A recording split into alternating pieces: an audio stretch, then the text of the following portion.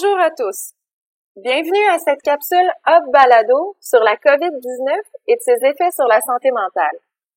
Mes collègues et moi souhaitions vous présenter aujourd'hui des pistes de solutions disponibles via votre programme d'assurance collective afin de vous permettre de contenir l'impact de la pandémie sur la santé mentale de vos employés. Alors, je me présente, mon nom est Éliane Caron-Gaudet, je suis vice-présidente associée chez Hub International. Je possède 12 ans d'expérience en consultation en assurance collective et je suis également fellow de l'Institut canadien des actuaires. C'est avec plaisir que je serai votre présentatrice pour cette capsule. Alors, je débute avec une courte mise en contexte. Je vous apprendrai rien en disant que la situation actuelle, elle est nouvelle et dynamique, elle est en constante évolution. Que ce soit à cause du confinement ou à cause de la fermeture des commerces non essentiels, plusieurs employeurs ont dû passer à l'action rapidement et procéder à la mise en place, par exemple, d'accommodations liées au télétravail ou à la mise en place de nouvelles normes de conciliation travail-vie personnelle. Certains d'entre vous ont peut-être même dû procéder à des mises à pied ou à des mises à pied temporaires. Donc, on ne prétendra pas que l'ensemble des solutions présentées aujourd'hui sont applicables à votre organisation, à votre contexte de travail ou à votre secteur d'activité économique. Certaines de ces solutions seront assurément plus pertinentes que d'autres pour vous. Unanimement, par contre, les professionnels s'entendent pour dire que la situation actuelle aura un effet négatif sur la santé mentale des employés et de leurs proches. C'est une situation qui génère inévitablement de l'anxiété, qu'elle soit liée à la perte d'un emploi, à une situation financière plus précaire, à la peur de contracter la maladie ou même à la distanciation sociale requise, qui fait en sorte qu'on perd nos références, on perd nos repères. C'est une nouvelle réalité qui ne sera pas sans conséquences. La capsule d'aujourd'hui vise à vous conseiller sur les outils à votre disposition pour minimiser les impacts sur la santé mentale de vos employés et conséquemment sur votre régime d'assurance collective. En tant que conseiller, c'est notre rôle de vous accompagner dans la réflexion et l'implantation de ces mesures. Je poursuis avec l'ordre du jour.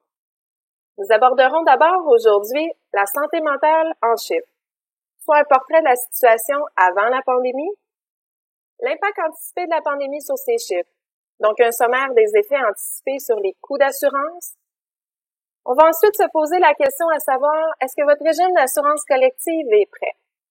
C'est à ce moment-là où nous vous présenterons une boîte à outils pour vous aider à soutenir vos employés et à limiter les risques financiers. Et enfin, nous examinerons les indicateurs qui vous permettront de bien collaborer avec votre assureur. Tout d'abord, un peu de statistiques pour vous présenter le portrait de la situation actuelle de la santé mentale. La santé mentale était probablement déjà sous votre radar, mais nous souhaitions vous présenter quelques chiffres pour bien camper son importance. La proportion de Canadiens affichant des troubles de santé mentale est en croissance depuis déjà plusieurs années. Le pourcentage de Canadiens touchés est passé de 5,9% en 2015 à 7,7% en 2018. Cette tendance semble vouloir se maintenir en 2019 et en 2020. Cette augmentation a contribué à ce que la santé mentale prenne la première place dans les causes d'invalidité de longue durée, avec une proportion variant entre 25 et 35% des réclamations. En invalidité de courte durée, la proportion est encore plus importante. Que les primes pour les protections d'invalidité soient payées par l'employeur ou par les employés, toute augmentation des prestations, vous le savez, se traduit par une augmentation des primes. Actuellement, dépendamment de l'industrie et des paramètres de régime, le coût direct de l'absentéisme relié à la santé mentale est d'environ 500 $ par employé par année. Plusieurs coûts indirects, non illustrés sur cette page, viendront aussi se greffer à la facture. Voyons maintenant comment la pandémie viendra influencer les coûts d'assurance. Une récente étude de la Société des actuaires a établi une relation entre la durée d'une période sans emploi et la santé mentale. Plus la période d'inoccupation est longue, plus grand est le pourcentage d'individus traités pour la dépression. Si je prends par exemple la période d'inoccupation de 6 à 11 semaines, la prévalence des personnes traitées est aggravée par 30% par rapport à la période précédente. Et lorsque la période d'inoccupation dure de 12 à 26 semaines, il est alors question de 60%. Les employés ayant été mis à pied des suites de la pandémie présenteront donc un plus grand risque de développer des troubles en santé mentale, d'autant plus que la situation actuelle est accompagnée d'un confinement, paramètre qui ne fait pas partie de l'étude de la Société des actuaires. Voyons maintenant l'effet collatéral sur les régimes d'assurance collective. Dans un premier temps, si plus d'employés ont des troubles de santé mentale, il s'en suivra vraisemblablement une hausse de ces absences. Nous estimons que la croissance des cas d'invalidité liés à la santé mentale pourrait atteindre jusqu'à 50%. Sans compter que certains cas pourraient aussi se prolonger et se retrouver en invalidité de longue durée, là où les réserves sont très importantes. Dans un deuxième temps, l'augmentation de l'incidence des cas de santé mentale n'affectera pas seulement l'expérience en invalidité, mais aussi la consommation de médicaments. Après seulement quelques semaines, nous observons déjà des augmentations significatives de la consommation de médicaments habituellement prescrits pour l'anxiété, le stress et la dépression. Alors, si aucune action n'est prise par les preneurs de régime, ces données se traduiront inévitablement en une augmentation des primes d'assurance invalidité. Déjà, au cours des dernières années, l'assurance invalidité est l'une des protections où l'on a constaté une forte croissance des coûts. Si l'effet de la COVID-19 s'ajoute à cette tendance, l'augmentation pourrait se traduire en une hausse des primes allant jusqu'à 25%, soit un montant de l'ordre de 250 $ par employé pour un régime moyen.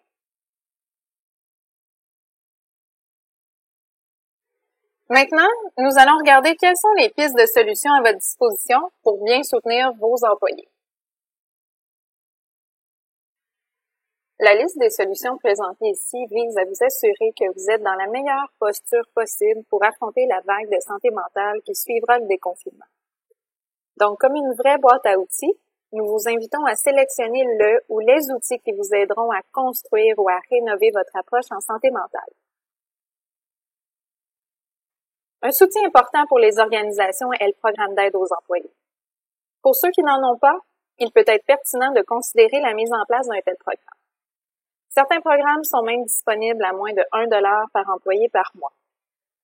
Pour ceux qui en offrent déjà un, vous pourriez augmenter temporairement le nombre d'heures de consultation ou offrir des services supplémentaires. Nous pensons entre autres à des conseils au niveau financier. La formation en santé mentale. Vous n'êtes probablement pas sans savoir que le gouvernement provincial accorde actuellement des subventions aux entreprises pour la formation des employés. Offrir, par exemple, des formations en santé mentale à vos gestionnaires d'employés peut être un bon moyen de bénéficier de ces subventions. Même avant la pandémie, les fournisseurs de PAE, par exemple, offraient déjà de telles formations. La COVID-19 n'a fait que bonifier leur offre. La télémédecine. Nous avons observé un intérêt marqué au cours de cette période de distanciation pour la télémédecine, un service qui donne accès à un médecin, un peu comme une clinique sans rendez-vous le ferait, mais virtuellement. Cet accès était particulièrement utile en période de confinement et c'est pourquoi plusieurs entreprises ont accéléré la mise en place d'un tel programme. Malgré que cette période soit temporaire, cet accès continuera à être utile pendant la période de retour au travail, car plusieurs devront conjuguer travail et vie familiale dans une société en réorganisation, ce qui limitera le temps pour consulter un médecin. Notez que le coût est beaucoup plus abordable qu'il ne l'a été il y a quelques mois seulement. Pour revenir à la santé mentale, plusieurs fournisseurs de télémédecine ont aussi un module de soins psychologiques qui peut être ajouté à leur offre de services. Maintenant, les programmes d'accès accéléré à certains professionnels. Comme l'accès à certains services pourrait être difficile, il existe des programmes d'accès accéléré à des services professionnels tels l'accès à un psychiatre à l'intérieur de 3 semaines ou encore l'accès à des professionnels spécialisés en enfance comme les psychoéducateurs, les orthopédagogues et les orthophonistes. Ce type de programme peut venir élargir votre offre de régime d'assurance collective. Face à l'augmentation attendue de l'absentéisme dont nous avons discuté plus tôt, les organisations ont intérêt à réviser leurs processus et leurs politiques de gestion des absences afin de s'assurer qu'elles répondent toujours à cette nouvelle réalité. Un des enjeux importants sera de départager les cas d'invalidité qui sont de nature professionnelle de ceux qui ne sont pas reliés au travail. Aussi, des mesures temporaires comme des nouvelles règles d'hygiène et de la gestion des cas atteints de la COVID devront être mis en place. L'accompagnement par un expert externe ou même un audit des processus pourrait améliorer la gestion des absences. Et comme vos ressources humaines seront possiblement débordées, vous pourriez considérer recourir à un gestionnaire externe des absences. Vous avez peut-être déjà entendu parler de la pharmacogénétique. Il s'agit d'un test d'ADN prélevé via la salive pour vérifier la compatibilité d'un patient avec certaines molécules, donc avec certains médicaments. Le remboursement de tests pharmacogénétiques est très pertinent dans le contexte de santé mentale où une gamme importante de médicaments est à la disposition des patients et de leurs médecins, qui tentent, la plupart du temps, par essai et erreur, de trouver le bon médicament et la bonne dose, sans compter les effets secondaires indésirables. La pharmacogénétique a le potentiel de réduire considérablement cette période d'essai et erreur et éviter les désagréments. Plusieurs programmes de gestion ont déjà implanté la pharmacogénétique pour les employés en invalidité, mais il peut être tout aussi pertinent d'offrir le remboursement de ce type de test pour les employés actifs. Certains de vos employés sont fort probablement toujours actifs au travail, mais en train de vivre cette période d'essai et erreur, ce qui pourrait contribuer à une éventuelle invalidité. Vous pourriez également revoir la couverture des professionnels de la santé. L'ajout des psychoéducateurs, des thérapeutes de couple et des psychothérapeutes pourrait venir bonifier l'éventail de votre offre. Une nouvelle approche thérapeutique gagne aussi en popularité. Il s'agit de la thérapie cognitivo-comportementale sur Internet ou TCCI.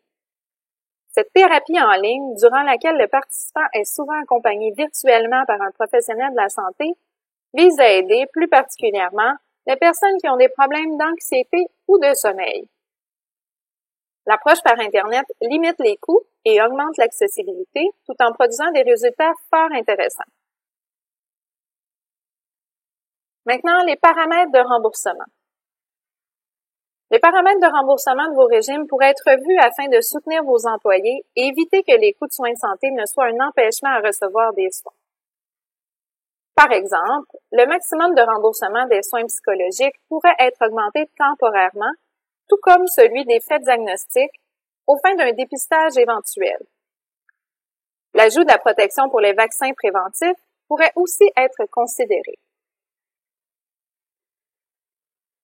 Pour finir, afin de limiter les risques financiers sur vos régimes d'avantages sociaux, vous pourriez considérer effectuer un examen des mécanismes de financement des régimes, la mise en place d'une entente d'arrêt de perte ou d'une garantie de tarification, ou encore tout simplement effectuer une révision plus complète de votre design. Ces mécanismes viendront pallier à la pression que vivront les régimes d'assurance. Passons maintenant à la dernière section où nous aborderons la question à savoir si votre assureur, en tant que partenaire d'affaires, est prêt à vous accompagner durant cette période de changement. Votre assureur jouera un rôle crucial lors des prochains mois. On peut s'attendre à ce que les demandes de nouveaux dossiers à l'étude augmentent considérablement et qu'en même temps, comme tous les employeurs, les assureurs devront prévoir que leurs propres employés vivront aussi des moments plus difficiles. Notre objectif ici est d'éviter la situation où des délais de traitement et de paiement des prestations nous surviennent au moment où vos employés en auront le plus besoin. Dès maintenant, nous vous encourageons à communiquer avec votre assureur afin de confirmer que les équipes seront en mesure d'effectuer une gestion optimale de vos dossiers et que des gestionnaires expérimentés qui connaissent votre organisation seront disponibles. Les études démontrent clairement une corrélation directe entre le niveau d'expérience du gestionnaire de dossier, de sa charge de travail et de la durée des absences. Sans surprise, un dossier pris en charge rapidement par un gestionnaire expérimenté a une durée d'absence réduite de quelques semaines.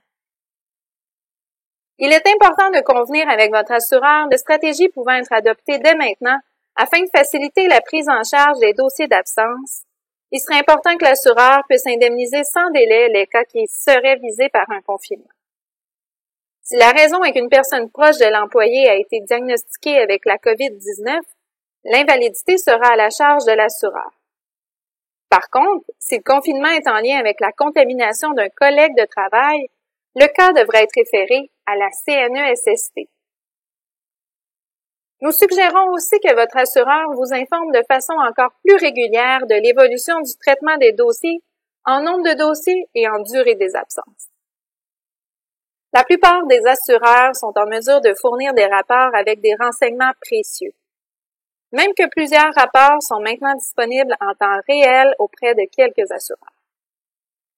Afin d'être encore plus proactif, nous vous suggérons de mettre en place une cédule de point de contact avec vos ressources clés chez l'assureur, par exemple des appels téléphoniques ou des vidéoconférences de 15 à 30 minutes à toutes les 2 ou 3 semaines. Durant ces points de contact, nous sommes confiants que votre assureur sera transparent et vous informera sur ses capacités à gérer le flux de dossiers. Si votre assureur a de la difficulté à soutenir la demande, convenez d'un plan d'action et n'hésitez pas à contacter votre conseiller chez Hub pour discuter de solutions. N'oubliez pas que les assureurs devront eux-mêmes composer avec l'absentéisme dans leur département de gestion des invalidités et que le nombre accru de cas va complexifier leurs tâches. Assurez-vous de ne pas être laissé pour compte dans cette situation. Pour les organisations avec un nombre plus important d'employés, nous vous suggérons aussi de discuter dès maintenant avec votre assureur de l'implantation d'une entente de service relativement à la gestion des dossiers d'invalidité. Cette entente doit mettre des balises solides aux rôles et responsabilités de l'assureur et des mesures de performance, comme par exemple la durée initiale de traitement des dossiers. Certaines ententes prévoient également des pénalités financières si ces mesures de performance ne sont pas atteintes. Nous espérons que cette capsule vous sera utile et n'hésitez pas à communiquer avec votre conseiller chez Hub pour plus d'informations ou pour répondre à vos questions. Merci pour votre écoute. Restez à l'affût de la prochaine capsule et nous vous laissons avec un inventaire de ressources gratuites et pertinentes.